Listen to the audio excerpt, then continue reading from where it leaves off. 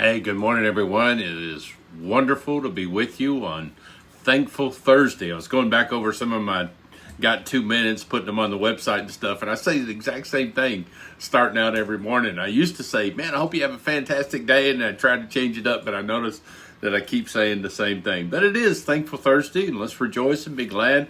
This is the day the Lord has made, and so we're just looking forward to what God has for us today and how He can just bless us. You know, the Lord blesses us every day in so many ways, and so I am praying for you that this day will just be a blessing of the Lord for you today. And so let's get those 2 minutes started, and we're going to see what God has for us. My goodness, I tell you what, the Lord has just a way of just, of just really speaking to our hearts sometimes when we're going through a particular struggle.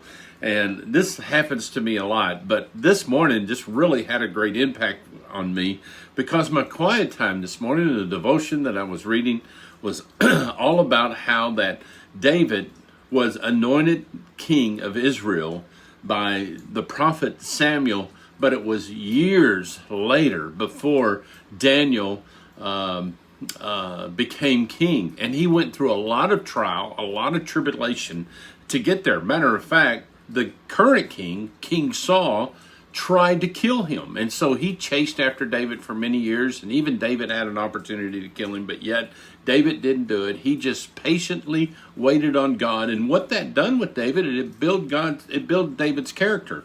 And so David became known as someone, a man after God's own heart. And that's the way the Bible describes David. And I was reading that passage in Kings chapter 8, what is it, 2 Kings, maybe 1 Kings chapter 8. I've done forgotten, my memory is getting worse and worse. And so whichever one, you can see it posted there. There he tells, Saul is saying that prayer before the congregation and talking about how David's seat will last forever. Well, that's Jesus. Jesus is the result of that. And so here's the point of it. The point of it is that sometimes when God makes a promise, that when God makes a promise to us, that He is always going to fulfill that promise. God is never slack in that. Now, I get impatient.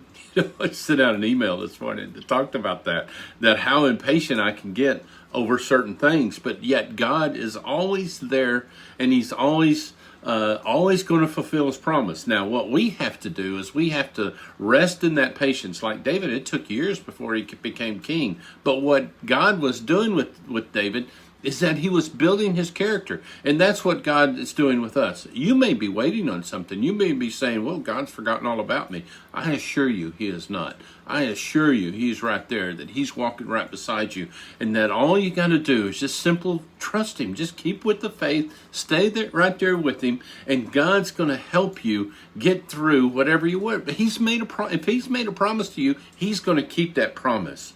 What we do, we want to doubt our beliefs and believe our doubts, don't we? And so we focus on that. Well, maybe I didn't hear what God wanted, and I've been through that same thing. But what God is doing, He's building our character, and He's building us up like He did for David.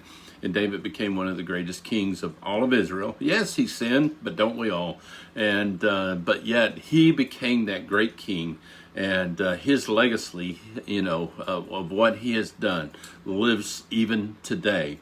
And so, and of course, through Jesus Christ, of course, that's the ultimate legacy that we have. So if you're doubting what God is doing in your life, that maybe you think, well, God's not going to take care of this, just hold on, have patience, and wait and see what God has for you. Man, when you wait on God, you mount up with wings like an eagle, and you soar.